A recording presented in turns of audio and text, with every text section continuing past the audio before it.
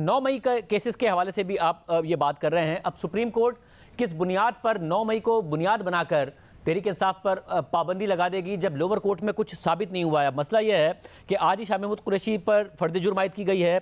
अक्सरियत केसेस में आज तक चार्जशीट नहीं हुई है। आज ही सरगोदा की दहशतगर्दी की अदालत ने उमर अयूब और अहमद खान के खिलाफ 9 मई के 2 मुकदमात में बरियत का फैसला जारी किया। आज ही लाहौर की दहशतगर्दी की अदालत ने यास्मीन राशिद, उमर सरफराज चीमा और एजाज चौधरी के एक मुकदमे में जमानत मंजूर की। अब कैसे मुतमईन करेंगे? वीक प्रोसिक्यूशन, चार्जशीट मुतअद्दिद मुकदमात में नहीं हुई, लोगों को एक डेढ़ साल गिरफ्तार रखा हुआ है, कुछ नहीं हुआ, तो कैसे सुप्रीम कोर्ट को कन्विंस कर लेंगे जब लोअर कोर्ट से कोई फैसला नहीं है? शाहजेब साहब, कुछ वजह है कि हमारी जुडिशरी लोएस्ट रैंकिंग है दुनिया के अंदर, और कुछ वजह है कि इन केसेस का पिछले 1.5-2 साल में फैसला नहीं हो सका। उधर लंदन राइट्स होते हैं, 2 हफ्ते के अंदर सजाएं सुनाई जाती हैं।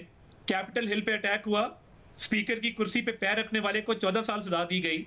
यहाँ पे कन्फेशनल स्टेटमेंट्स हैं। यास्मीन राशिद कह रही हैं हम कोर कमांडर हाउस जा रहे हैं। लोगों के वीडियो बयान आते हैं कि पहुंचो। एक खातून जो है वो गलीज ज़बान इस्तेमाल करके गालियां देती हुई कह रही है कि हम तुम्हें देख लेंगे, पहुंचो, हम इनकी ऐसी की तैसी फेरेंगे। जिनकी कन्फेशनल स्टेटमेंट्स मौजूद हों, जिनको देखा जा सकता हो तशद्दुद करते हुए, तोड़फोड़ करते हुए, जलाओ घेराव करते हुए। अब ये तो वीक प्रोसिक्यूशन मैं नहीं कहूँगा।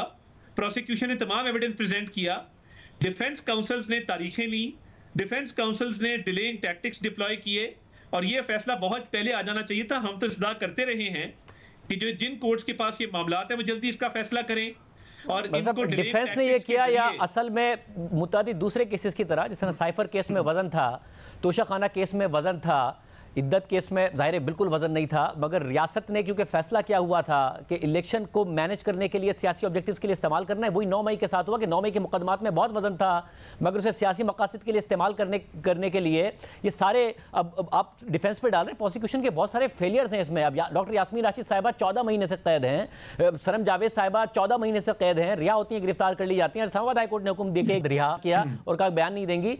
तो ये तो और क्या करती जुडिशरी? आप एक केस में रिहा होते हैं, दूसरे में गिरफ्तार कर लेते हैं। रियासत के ऑब्जेक्टिव्स ही कुछ और थे, साबित करना ऑब्जेक्टिव ही नहीं था। अब आप सुप्रीम कोर्ट से कह रहे हैं कि इस बुनियाद पर इस जमात पे पाबंदी लगा दें। देखिए, मैं ये समझता हूं कि जिनके कन्फेशंस मौजूद हैं, जिनके खिलाफ इररिफ्यूटेबल एविडेंस मौजूद है, उन लोगों के खिलाफ जो है प्रोसिक्यूशन ने बड़ा तनदही के साथ और बड़ी हरक्रेजी के साथ केसेस तैयार किए और ये एविडेंसेस प्रेजेंट की।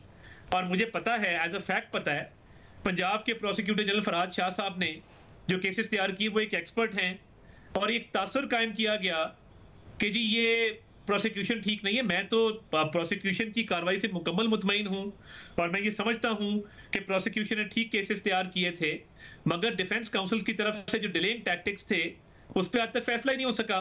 तो ये फैसले तो बहुत पहले हो जाने चाहिए थे। एविडेंस की रिकॉर्डिंग को डिले किया गया, एविडेंस की प्रेजेंटेशन को डिले किया गया, एग्जिबिट करने से जो है वो कई माह लगा दिए गए। तो ये जो जजेस के ऊपर होता है कि वो कितनी जल्दी किस केस को कंडक्ट करते हैं, मैं इसमें प्रोसिक्यूशन का कसूरवार नहीं समझता। और 9 मई के हवाले से वीडियो एविडेंस मौजूद है, लोगों की बाकायदा कन्फेशंस मौजूद हैं, तो इसमें डिले किस बात का है? इसका बहुत पहले फैसला आ जाना चाहिए था। इसके भी जो सारे डॉक्यूमेंट्स हैं वो इंशाल्लाह ताला प्रेजेंट करेंगे, और हम समझते हैं हमारा बहुत स्ट्रॉन्ग केस है।